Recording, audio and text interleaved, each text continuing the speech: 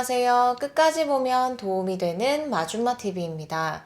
5월부터 우리 일상생활과 매우 밀접한 정부 지원이 새롭게 시행됩니다. 지금까지는 시행된 적이 없는 지원 정책으로 많은 분들이 해당되실 것 같습니다. 그래서 이전보다 지원 혜택을 받는 분들이 더 많아지실 수도 있을 것 같은데요. 2024년 예산안이 의결되고 7월부터 시행을 시작할 예정이었지만 시행 시기를 조금 더 앞당겨 5월부터 시작하는 것으로 변경되었습니다. 국민들이 느끼는 경제적인 부담을 낮추기 위해서 정부에서 지원을 확대하여 새롭게 시행하는 민생 안정 대책 중의 하나라고 생각하시면 됩니다. 지원 대상도 더 늘어났고 예산 규모도 확대되었습니다. 어떤 지원 정책이 새롭게 시행되고 누가 무엇을 받게 되는지 관련 내용이 궁금하신 분들은 오늘 영상을 통해서 꼭 확인해 보시길 바랍니다. 그럼 오늘도 끝까지 봐주세요. 한 달에 꼬박꼬박 지출되는 비용이 있습니다. 잠깐만 생각해도 여러 지출 항목이 생각나는데요. 집 관리비도 빼놓을 수 없고 매일 사용하는 휴대폰 요금, 자동차를 소유하고 있는 분들은 유류비도 발생하고 평소에 버스나 지하철 등 대중교통을 이용하는 분들은 교통비도 지출해야 합니다. 그리고 그 밖에도 각종 공과금이 있고 식비, 은행 대출금 상환 등 여러 가지가 있는데요.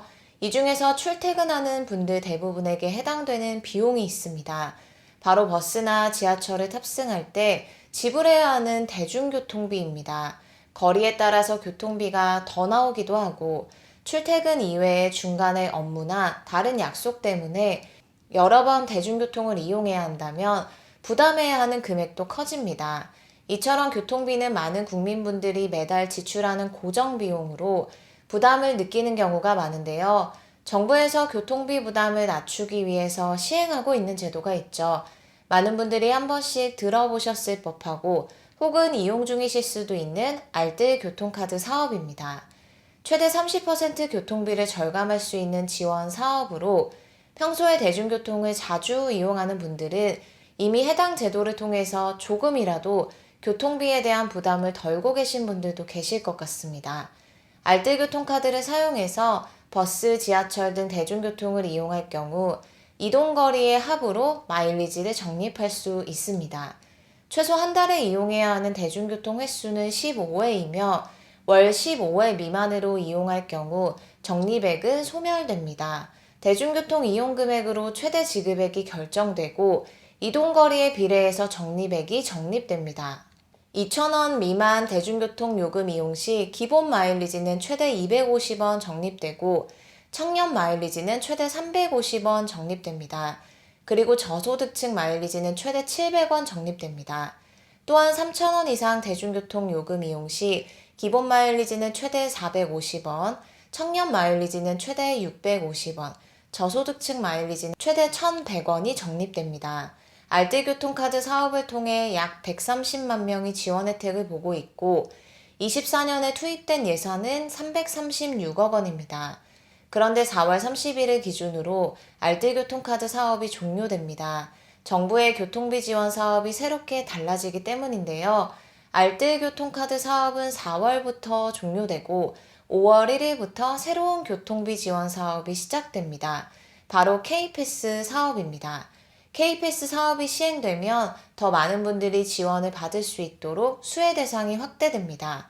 177만 명이 지원 혜택을 보게 될 것으로 전망되며 K패스 사업에 투입되는 정부 예산 규모도 516억 원으로 더 많습니다. 2024년 7월 도입 예정이었지만 2개월 시행 시기를 앞당겨 5월 1일부터 새롭게 시행됩니다. 대중교통비를 최대 53% 절감할 수 있는 지원 제도로 지출한 대중교통비 금액의 일정 비율을 다음 달에 돌려받을 수 있는 제도입니다. 최소 20%에서 최대 53%까지 교통비를 줄일 수 있는데요. 일반은 20%, 청년층은 30%, 저소득층은 53%입니다. 최소로 이용해야 하는 대중교통 이용 횟수도 처음에 발표됐던 것보다 완화되었습니다. 기존에는 월 21회 이용으로 계획되어 있었지만 월 15회로 확 낮췄습니다. K패스는 알뜰교통카드 사업과 다르게 이동한 거리와 무관하게 지출 금액대 구분 없이 일정 비율로 교통비를 환급해주는 지원 제도입니다. 적립률은 다음과 같습니다. 일반은 20%, 청년은 30%, 저소득은 53%입니다. 예를 들어 2,000원 교통비를 지출했을 때 일반은 400원, 청년은 600원, 저소득층은 1,060원이 적립됩니다. 개인마다 매달 지출하는 교통비 금액이 다른데요. 예를 들어 한 달에 10만 원의 교통비를 지출한다고 했을 때 일반은 2만 원, 청년은 3만 원, 저소득층은 5만 3천 원의 교통비를 절감할 수 있게 됩니다. 한 달에 15만 원의 교통비를 지출했다면 일반 3만 원, 청년 4만 5천 원, 저소득층 7만 9,500원의 교통비를 절약하게 됩니다. 1년 12개월로 계산해 보겠습니다. 한 달에 10만 원 교통비를 지출할 경우입니다. 일반 24만 원, 청년 36만 원, 저소득층 63만 원의 교통비가 절감됩니다. 그리고 한 달에 15만 원의 교통비를 지출한다고 했을 때는 다음과 같습니다.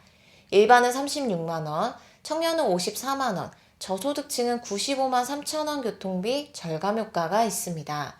그럼 기존의 알뜰교통카드를 이용하셨던 분들은 4월 사업이 종료되면 K패스 사업을 어떻게 이용해야 하는지 궁금하셨던 분들도 계실 것 같습니다. 별도로 카드를 재발급받지 않아도 K패스 회원 절차만 거치면 기존의 교통카드를 그대로 사용하면서 K패스 교통비 지원 혜택을 그대로 제공받을 수 있습니다. K패스 사업에 참여하는 지역은 처음에는 176개 지역만 참여하기로 했었는데요. 참여 지자체가 확대됨에 따라 189개 지자체가 참여하는 것으로 확대되었습니다. 거의 모든 지역들이 사업에 참여할 계획이라고 하니 지역에 크게 상관없이 전국에 있는 분들이 K패스 제도를 통해서 교통비 지원 혜택을 받을 수 있을 것으로 전망됩니다. 오늘은 2024년부터 새롭게 시행되는 정부의 지원 정책에 대해서 살펴봤습니다. 자차를 이용해서 출퇴근하거나 필요한 목적지로 이동하는 분들도 많이 계시지만 버스나 지하철 등 대중교통을 이용해서 출퇴근을 하고 목적지에 가는 분들도 많이 계실 것 같습니다. 이따금씩 이용하는 것이 아니라 대중교통을 자주 이용하시는 분들이라면 한 달에 지출되는 교통비에 대한 부담도 결코 적지 않을 것 같습니다. 10만원, 15만원, 20만원 등 혹은 그 이상의 교통비가 지출되는 분들도 계실 것 같은데요. 5월부터 새롭게 시행되는 K패스 제도를 통해서 많은 분들이 교통비 관련 지원 혜택을 더욱 받아보시면 좋을 것 같습니다. 오늘 영상도 끝까지 봐주셔서 정말 감사합니다. 구독과 좋아요, 알림 설정 꼭 부탁드립니다. 감사합니다.